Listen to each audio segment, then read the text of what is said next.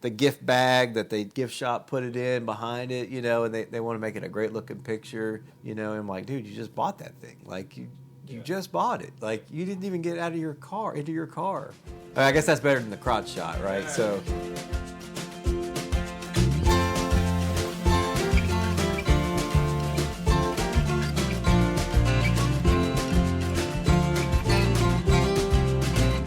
Hello and welcome everyone to episode 9 of The Mashup, the best bourbon conversation you're going to hear all week long.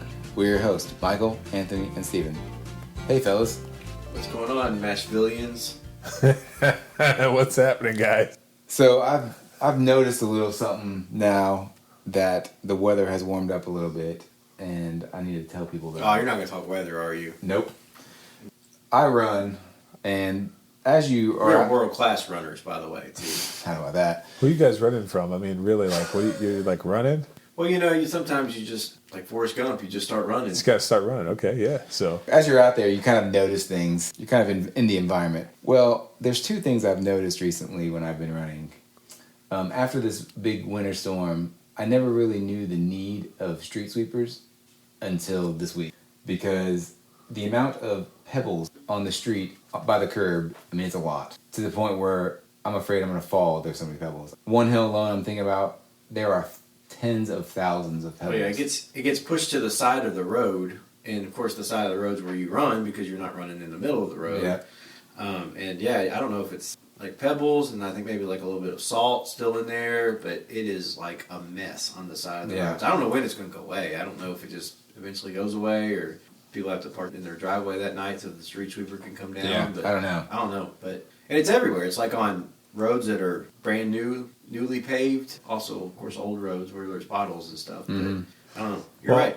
I got to jump in here because I have absolutely no idea what you guys are talking about because I am not. Well, you're the guy in the car that pushes it all to the. That's exactly right. That's exactly right. I'm the one that's driving along, pushing the pebbles. In terms of running, I haven't been doing that for quite some time, and I'm quite embarrassed about it, but it's okay because I feel like by association with hanging out with you guys, I feel like I'm getting more fit just because you guys are there running and, we're talking about it, and I feel like I'm getting lighter already, feeling more healthy. Well, I run so that I can eat whatever I want. You realize, when you finally get to our age, that you can't just do whatever you want, and so you got to do something to, like, balance it out. You got to earn those meals and earn the bourbon and rye, right? That's right. Still like my McDonald's, my Chick-fil-A, so got to do something to cancel it out. Yeah. We'll do a shout out to Earn Your Booze, right? Absolutely. Yeah. And the second thing I've noticed, we are sitting here beginning middle of March, and there are still Christmas lights out on houses. Oh, I've seen it. And I'm not just talking about out. No, they're on. Yeah, don't turn them on. And if you can't get up there to get them, like, you're high up on your roof, I get it. Like, first of all, if they're that high up, you should have put them No, these aren't on the roof. These are around, like, the front door poles. I've seen them just around, some bushes, and they're on. Yeah, my wife and I, when we take the dogs on a walk, we'll see there's some people that have, like, inflatables still. They don't blow them up, but they're just laying in their yard. And I'm like, just roll them up and put them in your garage. Like, just, Or just unplug them. Yeah, well, they're unplugged, but they're just laying in the yard. I'm like, it's not like these are lights that are hanging that you have to get a ladder to, all you got to do is just bend over and pick these things up. But yeah, don't turn them on. If you got Christmas lights up, and there's probably people listening that still have Christmas lights up, and that's fine. If you do, just turn them off. You can't get to them. Right. Yeah, I mean, I look at it two ways. I think that really there's two causes of this. One is either the pandemic, or two, it's probably just too much bourbon, right? Yeah. You had too much bourbon to drink, and you're like, oh, well, I'll get the Christmas lights down this weekend, and then you're like, oh, I'll have some bourbon, and then you're like, oh, maybe I'll take the Christmas lights down this weekend, and next thing you know, you guys are out running, and the Christmas lights are still up, and that's just what happens, right? I was telling a guy the other day, well, it's been a while now, but I was telling him, I was like, when I'm running before Christmas, I love looking at the Christmas lights. I do. Like, it's awesome. But after Christmas, I don't know, for some reason, those lights just don't mean the same thing. No. So, and I do a lot of... It can be a matter of 2 or 3 days before Christmas and after Christmas, but, like, nope, I don't want to see them. Time to take them down. I mean, they're great because I do a lot of night runs. Yeah, you can see everyone's lit up, and it's nice as you're rocking out. Then you try to find the house that you like, so that you can drive by it later and check it out again and stuff. So this week we have a new bottle for everyone. We are going to be sampling a bottle of Woodford Reserve Rye. All right, yeah. So Woodford Reserve is iconic in a lot of ways. So if you remember back when we talked about Maker's Mark and all the Woodford and Makers people that are worn out there will be like, oh, you can't mention them in the same sentence. But talk about iconic brands, there's probably, none two more iconic brands than Woodford and Maker's Mark when it comes to Kentucky bourbon. But tonight we have the Woodford Reserve Rye. That's, of course, distilled by Woodford Reserve. Brown-Forman is the parent. The bottle that we're drinking from tonight is a 2020 bottle date, even though this one's been around for a couple of years. And the ABV is 45.2. That should sound familiar because it's the same ABV and proof for the regular Woodford bourbon. This bottle is non-age stated, but the rumor is that it is 6 to 7 years old. Carries a mash bill of 33% corn, 53% rye, and 14% malted barley. The reason that's interesting is because you see a lot of ryes on the market that are almost 100% rye, they're 95% rye or high rye recipes. This one is definitely more toward what we consider a low rye recipe for sure. And it comes in an MSRP of around $30. And of course, if you're in certain markets, you can find it as cheap as $25, $26. But it is right around that range. This is actually one more quick thing I want to say before we kind of get into talking about the taste and other things is this was the third permanent extension of Woodford's line. So those of you that are Woodford fans out there already know that, but those who are kind of new to the category, Woodford for years always had the regular offering, they had the double oaked, and they had regular special, when I say regular, they had special releases in their master series. But in terms of diversifying their portfolio, it's only been recently that they've expanded out to include things like rye and others like wheat whiskey and things like that. So this is definitely a interesting one in terms of it's a newer offering. Yeah, I think Woodford, a lot like Makers, in that they kind of probably hung their hat on tradition for a long time, bragging about only having one product, only having one thing. And then when other companies started putting out different varieties and trying new things, finished stuff and toasted stuff and weeded stuff, and Woodford and Makers, they were kind of already behind the eight ball, and they had to do something. They had to kind of be relevant again, I guess, right? So I mean, this rye, one of the things when I'm looking at this bottle here, first of all, it looks just like every other Woodford bottle, which is pretty cool, I think. It's got one of the coolest bottles anyway. They're wheat, they're malted, they're rye, they're regular, all kind of look exactly the same. And they're all about the same price, which is pretty cool too. And I think they all carry that same 90.4 proof. It is a proprietary batch, so I don't know if that's just the one that I got or they're all proprietary, but I think they like to play that up. It's kind of part of the whole aura that you're getting with Woodford. When did LeBrot and Graham, when did they lose their name on the bottle? Do you remember that? You used to see old Woodford. Woodford has this round, like their emblem on the top here. Right now it says WR, Woodford Reserve, but it used to say LG, and it was probably like 5 or 6 years ago, and it would say LeBrot and Graham right here. Probably when Old Forester bought them, or that's probably who it was when it was. Probably the Brown-Forman. Brown-Forman, that's what I'm trying to think. But again, with us being amateurs here, I don't really know the lineage of their brand. I do know that at Woodford's site, when we talk about rye, one thing I did read was after Heaven Hill had their fire, that Woodford was actually distilling their rye products, and of course, without going into detail about their portfolio, because I don't know all their ryes, they were actually doing that for them for a long time, I guess for many, many years after they had their fire. So I'm not sure when they transitioned over to just having that on there. It's interesting. I tried to do some research on why green is always associated with rye. You guys know, right? When you go to the liquor store and you're looking at the different bottles, usually the ryes have a green label, or there's some green writing on them or something like that. So I dug into that to find out something. And guess what I found out? What? Nothing. There is no correlation at all. It just... I don't believe that now. It's pretty clear when you go to a store and you see the rye section that there's a heavy green presence in the section. So. Gosh, we really need to find that out, because you're right. I thought about like Bullet Rye is green. This is green. Like Wild Turkey, Rye, Wild Turkey's green. Everything's green. That's right. That's good. When you go to a store and you're looking for, like, this is Woodford Reserve Rye. Would you rather the store have their shelf set up with all of the Woodfords in one section, or all of the ryes in one section. Like, so to find this bottle, like, It's separate. it's separate. You know what I mean? Like, because you know, obviously in every place in the country, we live in a place where bourbon is a large percentage of the shelf in a liquor store, right? You know, so they'll divide it up by rye and bourbon and, you know, Canadian whiskey and all that kind of stuff. Yeah. And we've been to places, even right in Florida and places like that, where they don't have as big a presence, and it's all just kind of like thrown together in one section. It's just called whiskey or, you know, something like that. And so sometimes trying to find something can be difficult. You know, I kind of, now that you mention it, I think I like it because they keep all basically the wheats together. And so if you're in the wheats, you know, you can look at those shelves. But if you're in the rye, you can kind of go over there, maybe you'll discover something that you may have, because it's a smaller section by default. Right. And you may just discover something that you may have not found if everything is mixed together. Yeah, exactly. That's what I think too. And there's a lot of different brands with rye. Like you Yeah. go there and there's a lot of places, things you've never heard of before, you know. And ryes can be kind of expensive too. You know, we were talking about this one night. Stephen had texted me and asked, he said, what's a cheap rye that you can get? And it's like, man, I don't know. Like there's, you know, you're not going to find an $8 or $9 rye like you do an $8 or $9 bourbon, you know. Yeah. Which is kind of bizarre because they're in the barrels for less time. Right, yeah. Part of why companies do ryes is because they can kind of turn it around pretty quick, right? So Yeah. So I don't know. Maybe the cost. I don't know the cost of that rye.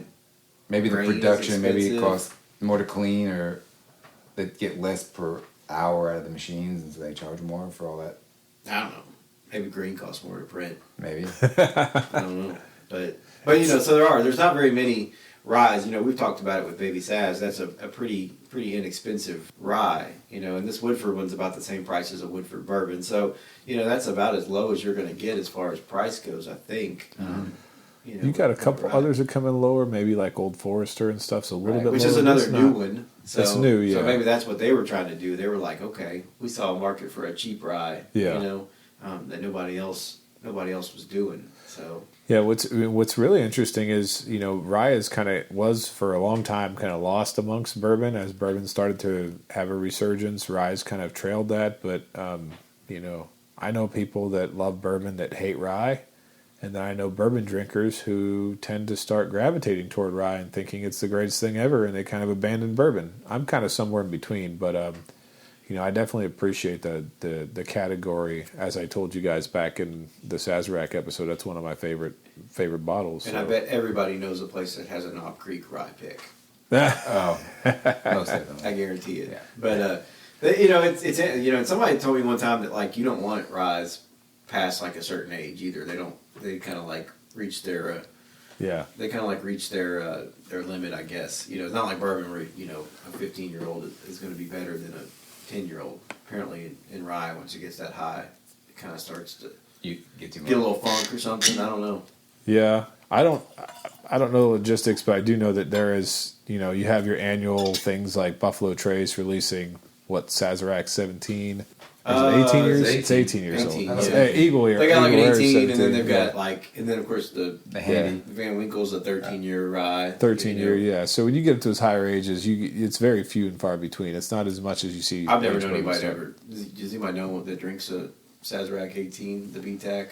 I've never met I think anybody they that's just had one. sell them and show them off on Facebook. You know? Yeah, it's a shelf trophy, you know, Absolutely. like that juice spent years in a tank so it could be bottled and set on your shelf, never to be opened. Hey, and you know what? Set the record straight. And you know what? I ain't hating. I probably wouldn't open it either. So Yeah, I know. I'm over you here know. making a joke about it. Well, guys, let's go ahead and start on the Woodford Reserve Rye.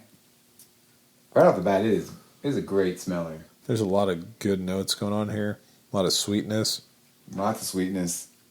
Which is never a indicator of a rye, you know. Yeah, you're usually getting a little bit more spiciness, things like that you can kind of smell off the bat. But with this, I'm getting almost like a candied sort of smell that smells some apple in there. Just really pleasant sort of stuff going on the nose here. I'm picking up it's going to sound weird, a bubble gum, but not just Double bubble, big league now. bubblicious. It's the, it's kind of the Juicy powder, fruit. it's kind of the powder that's on gum Oh, yeah. that's sweet. That sweet little. Could see that, like bust open the pack of trading cards, get the stick of gum in there with the chocolate thing on it, and yeah, I got that totally. And caramel too is coming through. Probably lasts longer than the flavor of bubblegum too. Are you guys getting a raisin? Raisin juice? I don't like raisins. So if you don't like them, they're not in that nose. Dead to me. Nope. It's definitely got a lot of. I mean, whoever says, "Boy, I'm excited about my bourbon," it's got raisins in it. Aromatic, like almost. I hate to say this because it sounds generic because flowers smell different, but it's got a little bit of floral note to it. Good stuff. It's a great smell. Yeah, definitely. Let's go ahead and get the first taste. Really spicy immediately. Not too spicy. I think it's a quick pepper note. Yeah, it goes when away. I say really spicy, I mean like right up front. Yeah. But yeah, it goes away and then super smooth finish. So on that one, I got like those of you that are in the Lexington area know the smell, but I got like the taste of the roasted peanuts that you get from the. You can say Jif plant. Jif plant, yeah. The taste. Yeah, I did right there at the end of it. Yeah. No question what I got. I am like really. It's interesting. The flavors are complex. I can't pick them out, but the finish is long. I do get the spice. Yeah, the spice is You there. get a little bit of the nut flavor that you're talking about. Maybe a little bit of vanilla. It's very pleasing, and then I mean it's a surprisingly long finish for what I was smelling and tasting. I hate to go back to it, but there's a lot to smell out of this. Mm-hmm. It's not simple. There's some complexity in there. I guess No, because it's the rye and well, it is supposedly 6 to 7 year. That's a lot for rye.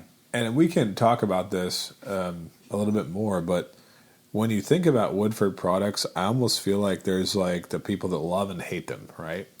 But the one thing that they do deliver, and I don't care, I like the distiller or whatever, but like they always deliver a nicely aged product that's very consistent at what I would consider to be a good price. And I have not had this rye. This is the first time I've had this, and I would say that so far I'm impressed.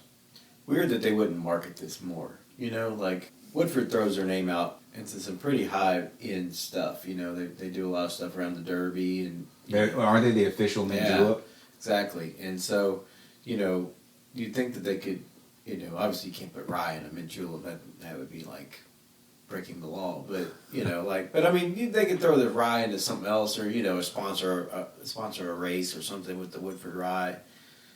This is like, I'm looking at this bottle that was brand new when we started this episode, and you know, we debated buying a 375. I'm glad I didn't. We ran out of It's been a quick episode, that's for sure. Yeah. Well, time to go home. Bottle's empty. I guess that's an indication that it's pretty good, right? Yeah. I mean, we all really couldn't keep our hands from pouring on the glass as soon as we Right. finished it. I mean, it was good. Yeah. Do you think that when you mentioned that though about their about why they're not marketing this stuff more, I don't know. I really don't know if it's available in every market. It might not be. I don't. Yeah, and then you're right. I mean, just we've all visited Woodford, and for those of you who've never been there, I mean, I know it sounds cliche or whatever, but of all the distilleries that you can visit, it's a historical landmark. It's just a very picturesque, classic kind of distillery. Oh, But it's small. Yeah, and so you don't know if they have the capacity to really ramp this up, if it's everywhere kind of thing. But I mean, it's it's quintessential Kentucky. I mean, you're tracking horse farms going through there.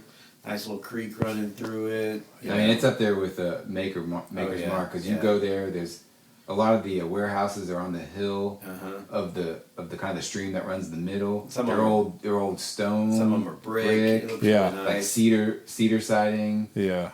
And they've been there a really long time. It's beautiful. It's absolutely beautiful. What did they do before that? Like, because, right, Woodford has only been around since like the 80s, I think. Yeah. 80s or maybe even 90s. I don't even know. But then you look at the bottle and it says something about like Woodford being... Wait, isn't there... Being established in 1818 or something that. Isn't there tax code like 52 or 50 or... I don't know. 52? It says since 1812 on the bottle, but... I'm pretty sure... Did they I don't know, why don't you email responsibility.org and... Well, I don't think that's Woodford. Responsibility.org. Bourbonwhiskey.com. Come take us away. You know how those distilleries are, though. They all closed and changed hands and did all that kind of stuff. So I think that's the case with Woodford. If I remember correctly, they had a still there that was when they preserved it and all this other stuff. So I know that there's always been bourbon being distilled there. I don't know their history in and out, and that's even more reason that if you have the opportunity, you should just go there and experience what they have to offer. There are tours that I've been on many times where I'm disappointed. Woodford has never been one of them. I've never been on a Woodford tour. You never been on one? I think the last time I went may have been 15 plus years ago. Yeah. So Wow. I wouldn't mind going again. Yeah. We'll have to do that sometime. No, it's always been a good one for me, and I felt really bad the one time my father-in-law was in town, and I can't remember what was going on. I think there was a football game, and anytime there's a football game against a rival here in Kentucky, like say Alabama or something, like everybody from Alabama drives up here, right?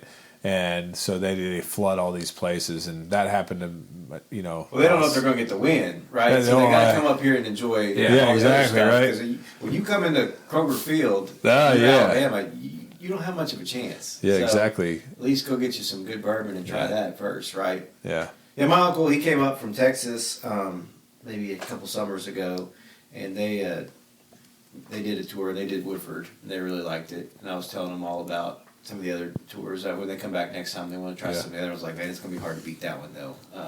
And I've never, like I said, I've never done Woodford, but just driving by it, seems like it would be really hard to beat that tour. Yeah, no, they got a good thing going on over there. So, I sound like a fanboy, but I'm really I just appreciate you the way it is. fanboys. We weren't a fanboy of Willett, so gotta be a fanboy of somebody. Yeah, that's right.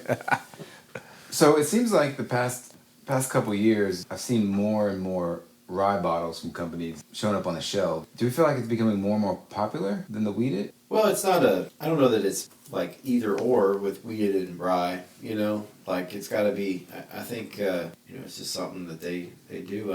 It's coming back, I guess. I haven't been around it long enough to know that it's coming back, but, Yeah. I haven't been in the game that long.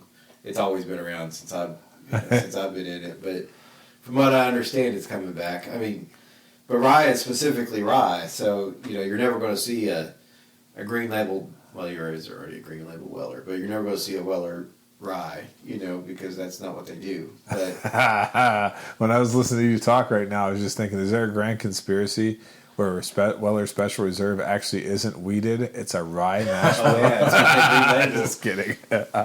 Maybe that's why I can't find it in the stores. If I go look in the rye section, Yeah, there it is, yeah. They're hiding it over there. That's what Everybody they're doing. is the 18-year-old kid is just pulling it out of the box. It's like, oh, green label, let's go put it over here. That's right. It's the rye section. No, It's right next to the Town Branch rye. Yeah, right next to the Sprite, too, which has a green bottle. So, No, I honestly think that rye is, I didn't, even as long as I've been having bourbon, honestly, when I first started drinking, I was drinking Canadian whiskey, like Canadian Club, Crown Royal, and things like that. Forgive me for my sins.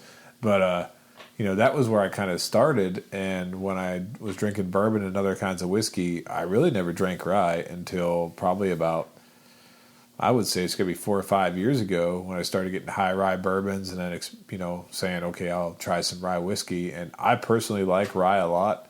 And this one is a very approachable rye because it's not really a heavy rye, as we mentioned before. It's more of a bourbon mash bill with a rye feel. But I will say that since rye ages faster, since, distilleries that are getting their product off the ground can bottle it faster, I just think that it's resurging in a way that a lot of people that might find bourbon at certain times to be too sweet or too similar to other kinds of bourbon, they find more complexity in rye. I know that the only thing that keeps me from drinking rye sometimes is I get heartburn. I don't know why. It's always with rye. It's never with bourbon. Pepper yeah, taste. it's probably a pepper flavor, whatever. Who knows what it is. I would say a couple factors. You said the age, that they could kind of turn it around quickly. Yeah. I think that's probably number one. And then I would say, but also I would say, rye is a distinct. It probably makes a pretty good cocktail. There's things that you can do with a mixed mixed drink with rye that you can't do with bourbon, or it brings out a different flavor or different taste or something. What was I going to talk about? That is driving me nuts. I know what I think you're going to talk about. You're going to talk about the fact that you can have different ryes that all taste completely like. There's some profiles for rye that are like herbaceous and very like vegetably. There's some that are very like heavy like spice. There's some that are kind of almost like a little bit of fruit, like the one we're having today. But I feel like the range of flavors with rye is just much greater than the bourbon category. But I could be wrong. Maybe I'm waxing philosophically here. I had 2 points. Oh, now you remember. No, I had number 1, and then I had number 2, and I can't remember what number 2 was. Oh, jeez. But that's all right. That must be too much rye. Now, we did an episode before with Baby Saz, and that you can't just pick up off the shelf.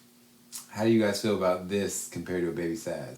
Honestly, I'd have to bring Baby Saz back out, but I think they're just as good. I mean, this is just as good, and I think a lot of people like Baby Saz just because it is harder to get, right? And they want to like it more because of that reason. But yeah, I want to try them side by side as well, just because I just have an affinity for Baby Saz because I had it. It's one of the first. When I talk about getting into rye, that was one of the first rye whiskeys that I had. It's always hard to compete with that, but I enjoy this. This is very good. Well, fellas, I think I know the answer to this, but would you pass, try, or buy on the Woodford Reserve Rye? I would buy. I don't have a whole lot of ryes in my collection. As a matter of fact, I think this might be the only one I have now, besides Baby Saz. Yeah. And so I would say buy. I agree 100%, and I was going to say it's the only rye you might have in your collection besides Baby Saz, but you might not have it after this night because we might drink the whole bottle. That's true. I'm not sure you're going to leave with this. That's true. My buyer might literally be, I have to buy another one. Yeah, I have to buy another one, exactly. But no, I mean, surprisingly, because I wasn't really sure how I'd feel on this one, it's a buy for me. Yeah, I'm going to have to agree. Doing these episodes, it's opened my eye on some of the ryes that I've not tried. And this is very nice, super easy to drink. I keep wanting to go back for more. I'll definitely buy this one. It's a great selection tonight. Yeah, and in full disclosure, I will tell you guys that when Woodford started expanding the line, the first time I tried their malted whiskey, and I am not a Scotch person, I loved the malt. I drank the one bottle of that, the first one I ever got, then I went and bought 2 more, and those are long gone as well. I probably have one somewhere in the back of the cabinet, but I will say that I appreciate the fact that when Woodford does things to expand their line, like rye, the wheat, the malt, they usually hit the nail on the head. They do a nice job. They put a solid product out there. And I mean, honestly, you can't say that about everybody these days. So I am as polarizing it can be because, every wedding you might go to or somebody said, what kind of bourbon you got? We got Woodford or Maker's Mark. And so it kind of becomes sort of the house brand of, not having something cheap, but having something expensive. I mean, they're doing a nice job over there. Yeah, there's one thing you can count on, especially living in Kentucky, is that every bar is probably going to have a Jim Beam, a Maker's Mark, and a Woodford Reserve. Exactly. Yep, those 3 brands. And that's... And again, not to knock Jim Beam, they do a lot of great things, but if you think about product lines and someone doing something simple, I really think Woodford has done an amazing job to just be simple, but doing stuff as well, like doing good stuff that people respect and like. So keeping along the Woodford train, the trends a couple months ago, Woodford always puts out their like little 375. Oh yeah. Well, I don't know what they call them. Experimental collection. I call them white labels. White labels. They look like little medicine bottles. They're they're same. They're like distillers series or something like that. They put out that double oaked. What does that Facebook group look like? It's insane. They estimated how many people they had there was somewhere around 10,000. They think they had there. 10,000. Yeah. So here, let's talk about something stupid that Woodford did. Is they, we talked about how great their facility is and how nice it is. It's on a little country road with horse farms.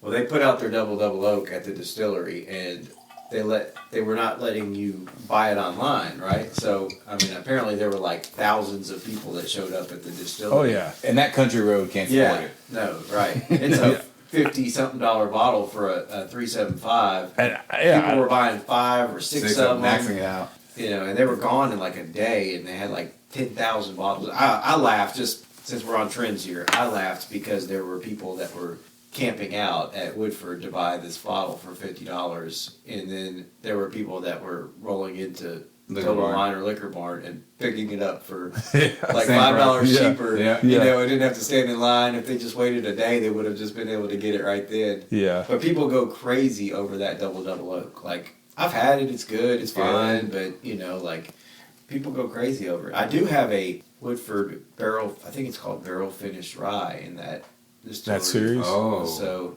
now that I know what a rye tastes like from Woodford, and I don't know if that came out before, I'll have to look at the date. I don't know if that came out before they released their actual rye or not. But anyway, the Double Oak, when that comes out online, so if you're on there, don't overpay for it. Like, there's a million of them out there, and I think it comes out like twice a year now, the Double Oak does. So Yeah, I think so. And I would just say, like, I don't think Woodford does anything from a marketing standpoint. I think they were like, just impressed or just floored by how many people showed up this year for the Double Oaked. I mean, it kind of set off a little bit of a firestorm in terms of what people were saying online. Like, I'm not going to pay $100.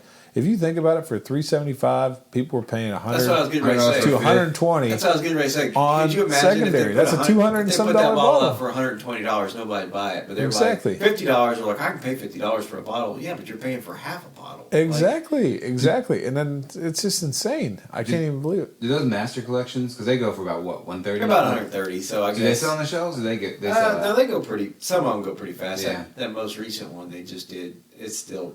People are still trading and selling. Very Was that old the batch? fine. No, it's the very, very great, and very wonderful. Very great and wonderful and old and fine. Yeah, very Quite title. Yeah. No. Then they put the big 16 on it, so you think it's 16. Oh, it's that bottle. Yeah, but it's So you a think, 16 it's in just their a Master 16. Series. Yeah. It's just they just put a 16 on there. Yeah. Made it And real we've big, seen though. many people online wrongly say 16-year-old Woodford, which it's not. I think the oldest in the stock is, 12 or 14? I don't know, but yeah, the Double Oak is a hot item on the secondary groups. That's for sure. Yeah. I actually had one person tell me that they thought it would go all the way to like $160 to $200. And I said, if that happens, we're talking about hedging against, trading for a $400 bottle because it's only $375, and that's just insane to think that. Or what about the guys that buy the bottle, and then they can't even get out of it, because Woodford is a very scenic place, so they can't even get off the property. And they've got the bottle, they're laying it like in the grass with the rolling hills behind them and the horses, and they got the gift bag that the gift shop put it in behind it. They want to make it a great looking picture. Yeah. I'm like, dude, you just bought that thing. Like you just bought it. Like you didn't even get into your car. So I guess that's better than the crotch shot, right? Yeah. Yeah. Hey, if I got to see Scenic Distillery versus the crotch shot, I'll take the Scenic Distillery. I mean, I'm not buying either one, so it doesn't matter. So at least give me a good horse farm versus your zipper on your jeans. So. And with that, thanks for listening to this week's edition. Please like and follow us on Facebook, Instagram, and Twitter at TheMashupKY. Also, let us know your thoughts on this bottle in the comment section. Until next time, keep it neat.